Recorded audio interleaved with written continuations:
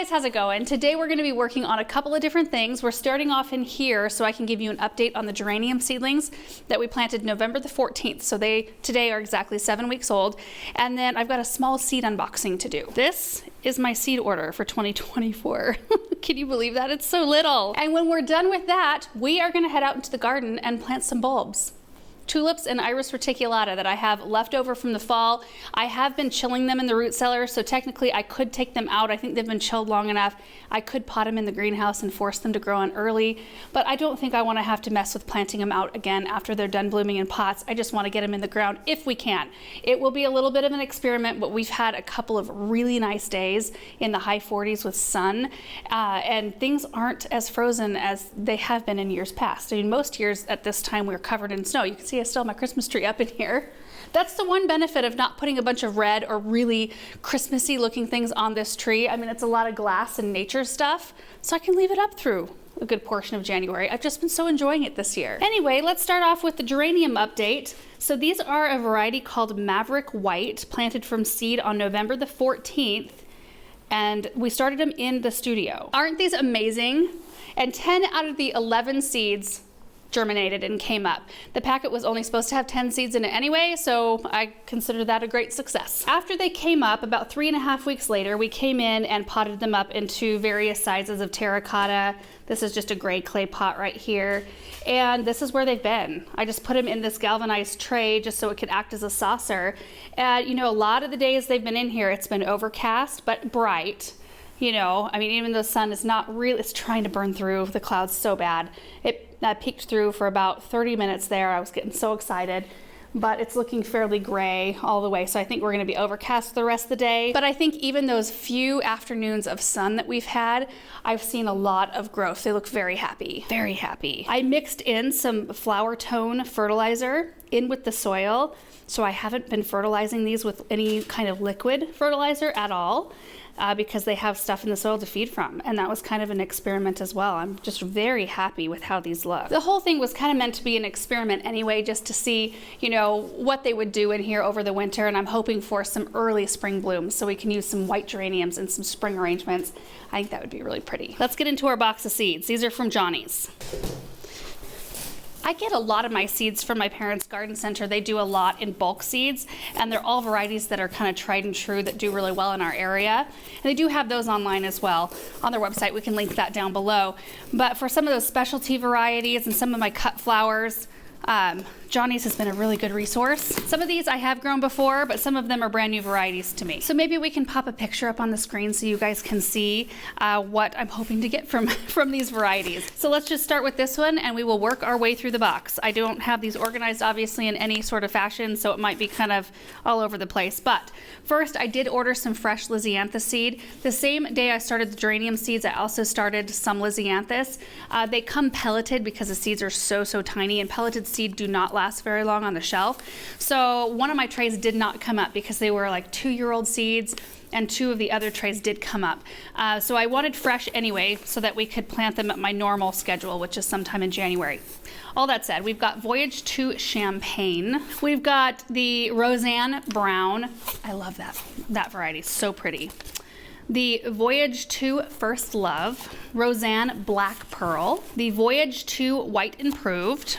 I think that was it on Lisianthus, so 5 different varieties. Let's see. I got some, oh, the sun, you guys. Oh, it's coming through. I didn't take my coat off because I didn't think I was going to be in here for very long. Now I'm starting to get a little warm. We've got the Apricotta Cosmos, which I have grown. I grew them last year and I think a couple years before that. And they are the most kind of iridescent. A picture just doesn't do them justice. They're kind of like a iridescent pink apricot with a little bit of lemon color. It's so pretty. Feverfew, wonderful filler flower. There's the Tetra White. I think there was another Feverfew. Yep, right here. The Sunny Ball. Maybe that was it on the Feverfew front. Oh no, Magic Lime Green, Magic Single. Okay, those are the feverfew varieties. So 4 of those. And then ageratum, I ordered the tall blue planet. I had the best luck starting ageratum from seed last year, and we put them in some containers on the end of the west side with some super bells, and they were so beautiful, all season color. We've got pincushion flower, or Scabiosa, or Scabiosa, Fama White, and Fama Dark Blue, or Deep Blue. Hold on, Fama Deep Blue. These are a perennial type pincushion flower, and they have the biggest flowers on them. They're so beautiful and long stems, and they're strong enough to where I'm not worried about like carrying them around in a bundle. Like they don't snap very easily, but they're very flexible, so they add this very whimsical touch to an arrangement. And I've got some of these already in the cut garden, but they're in our annual section, and I want to start a big bunch to move to our perennial section that we're starting. In the sun, I did get some Morgana pincushion flowers. That is it for pincushion flowers. Straw flowers, I got a bunch of varieties of those because I used up all my seed last year.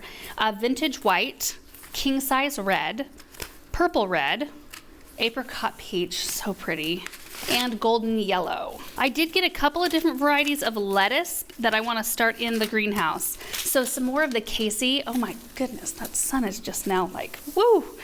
Okay, we're almost done. Casey Butterhead lettuce. We started this in the greenhouse last year. It did phenomenally well, and it was beautiful. And my mom actually, I gave her a bunch of them, and she potted them up. Actually, no, I potted them up.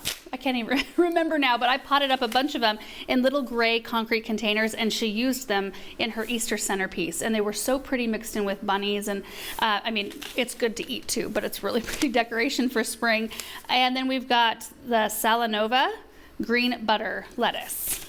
And then I got a variety of Status called Forever Happy. Status grows so well for us, and it grows well into the late fall, early winter with still color on it, because you know Status is one of the best flowers for drying. It maintains its color. So even when everything else out there looks kind of dead, and even the plant itself on the Status doesn't look awesome, the blooms still have a lot of color. And then 2 varieties of sunflower. We have Gold Rush, and we have Vincenst Choice. And that's our seed order for this year, which is really small. It's kind of nice though. My whole thought process this year was go through all the seeds you have. I did give away a lot of them too. I went through everything with a really critical kind of mind and thought, am I gonna actually get through all of those seeds? Probably not. So I ended up with a huge basket of seeds that I gave away. And then my whole thought this year with the addition of the new land is to sort of simplify what I am currently growing, and instead of growing thousands of onions, maybe I just grow a few hundred onions and try to stick to growing in our cut flower garden. And that's one of the reasons I did not plant wheat in there, because it takes up a huge section where I could be planting other things that go a little bit further for us in the kitchen and store really nicely and all of that business until we get everything figured out with the new property. I think we're just going to be planting vine crops over in that area that we planted up last year in the dirt lands. That way they can kind of sprawl and go wherever, but everything else I'm going to try to keep it in the cut flower garden. I say that now. We'll see when I get really excited this spring what happens, but that's where my brain is at the moment. I don't want to overextend and make things too complicated. So anyway, I'm very happy with that seed order and these new varieties. We're going to head outside now, and I'm going to show you the bulbs. I already gathered everything. It's in the gator. Let's go do it while we still have some sun. Okay, this is what we're looking at. We did lose the sun. Look at the sky. Oh, it's starting to feel kind of cold. I need to start moving. We've got 3 varieties of tulips. We've got this one here. This is one of the varieties we put in the Hartley pots last year. This one grows 14 to 16 inches tall, and I had this around the edges of the pots. And in the center of the pots, I had the Blushing Ladies, which grow 26 to 30 inches. And they were very similar in color, very soft. It was such a gorgeous display. So I want to put these somewhere together. I'm kind of thinking of grouping them around in this area since we don't have a lot going on for spring in this section at the moment. I have a few of the Finola, right? Yeah, pink and white tulip. These were left over from the cut flower garden planting. And then I've got several Iris reticulata, 2 different varieties. There's the dark blue. This one is so vibrant and it's early and gorgeous. And then Eye of the Tiger, which is another gorgeous one. How tall do these get? Not super tall. Oh no, 20 to 24 inches. 4 to 6 inches. So very different in growth habit here. I got these down at the garden center this last fall. I'm using my Laura Edition auger here. It's the 2-inch size, and gloves are going to be necessary today because it's chilly, and I've got flower tone I'm going to toss in all the holes. I would use bulb tone if I could find the bag, but I can't. So flower tone will work. Okay, so the tulip bulbs are going to go 6 inches deep. The iris reticulata are going to go about 3 inches deep. We're just going to find some spots. I'll probably stop after each spot and kind of explain what went where, and we're just going to hopefully get this done quick if we can dig holes still. Let's try really fast. Okay, random spot.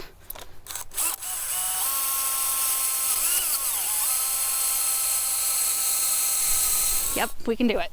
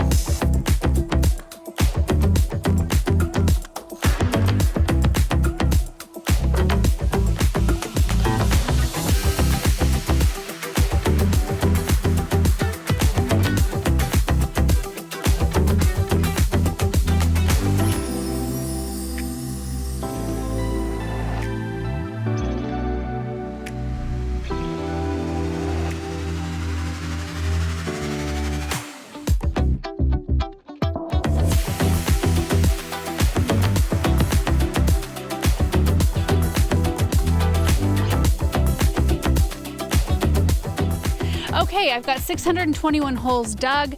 The fertilizer has been spread, as have the tulip bulbs. So now I just need to go through and make sure they're all pointed upright. So tulip bulbs, pointy side up, blunt side down. There's Russell. We pop them down in the hole 6 inches and cover them over. But I just wanted to walk you through first. So I went along the back side of these U's with the shorter variety, and I also popped some into the back too, because I don't want it to be all short varieties and then all tall varieties. I wanted it to be a little bit more dimensional than that.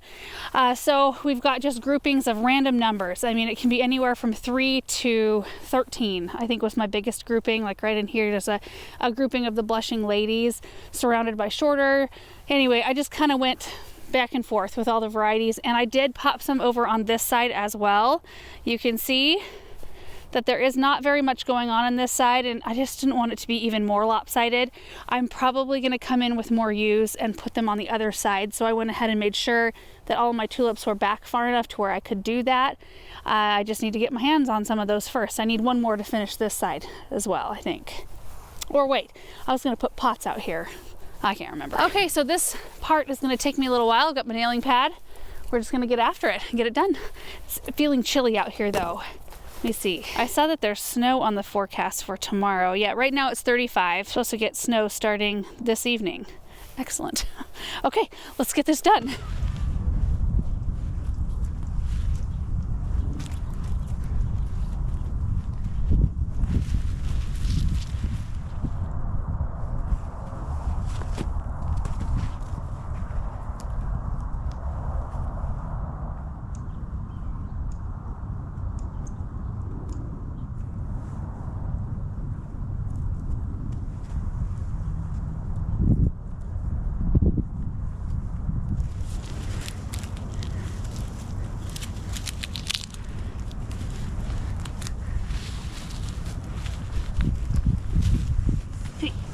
Hey, be nice.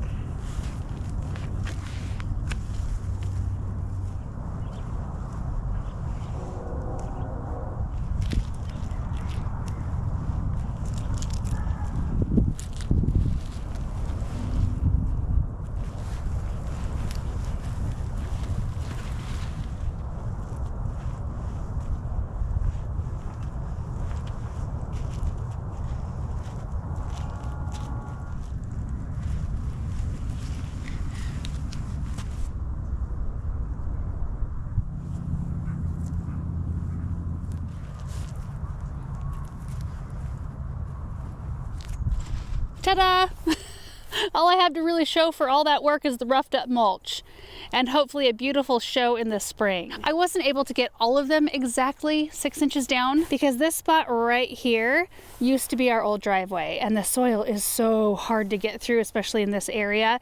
I'm like kicking up gravel and it's really compacted and it gets softer as you move this way and as you move this way. So some of it was a little bit difficult, but I think we'll come in with an extra layer of mulch because we need to cover some drip lines anyway, and that'll provide the extra depth that we need. As I was surveying the rest of what we need to do today, I'll go get the Finola Tulips planted. There's only 28 of those. And then we're gonna plant these out because they do get the 2 feet tall. And this is 6 bulbs per square foot. So we'll get those out in the landscape. But these, I only have 6 bags of them and they're tiny and they stay so short. I think they'd be so pretty in some low bowls. So we might take these into the greenhouse and finish up in there and plant just those in containers because these are easy to plant out once they're done blooming. We're gonna put these somewhere out there. Looks like it's gonna get darker. The sun popped out there for a minute. It was glorious and warm.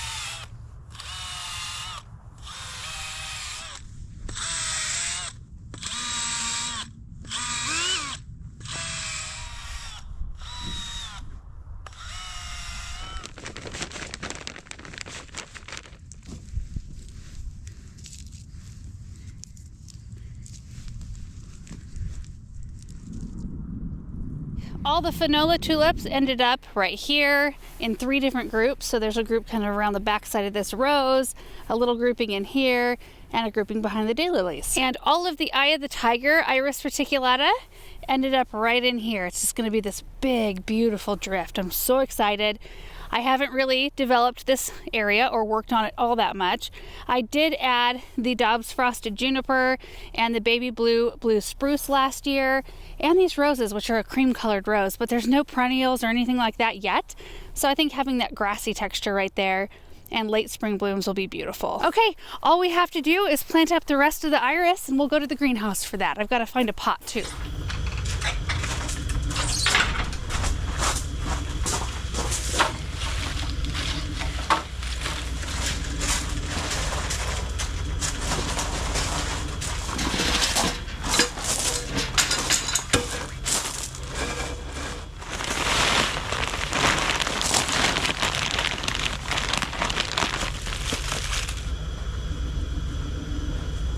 Here they are all lined up in their container. They're supposed to be 3 inches deep, so I just left the level down.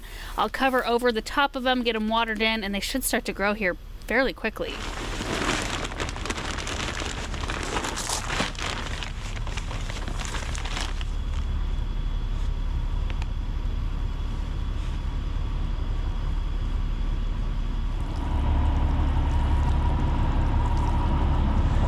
And you guys, that is going to be it for today's projects. I was just so excited to get out here and get those bulbs in the ground. While I don't love planting bulbs, it is so worth it in the end. And I knew that those bags were just sitting there in the root cellar. So I thought if I have an opportunity, I'm going to run out and get it done before we get some snow, which I'm kind of hoping we do tonight. In fact, I think the 10-day, it doesn't look awfully cold, but it does look like we're gonna get some moisture, which is great. And getting new seeds is always fun. I love to add to my collection and start thinking about seed starting, which will be in the next probably few weeks. So anyway, thank you guys so much for watching this video. I hope you enjoyed it, and we will see you in the next one.